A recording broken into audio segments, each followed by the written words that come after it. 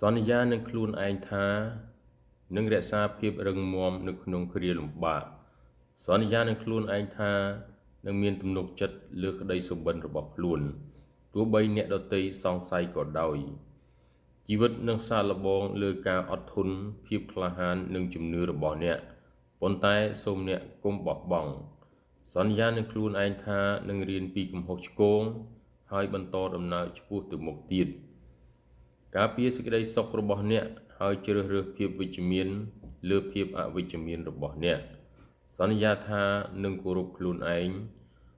នឹងមិនទទួលយកនៅអ្វីដែលមានតម្លៃតិចជាងអ្វីដែលសមនឹងទទួលបាននោះទេ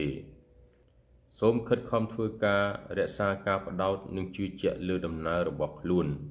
រាល់ជំហានតូចៗដែលអ្នកចាប់ផ្ដើមសុទ្ធតែជារឿងសំខាន់ចូលចងចាំថាការរីកចម្រើនត្រូវការពេលវេលានៅពេលអ្នកសន្យានឹងខ្លួនឯងថានឹងមិនបោះបង់នោះអ្នកនឹងកសាងបាននូវអនាគតដែលពោរពេញទៅដោយក្តីសង្ឃឹមទំនុកចិត្តនិងភាពជោគជ័យ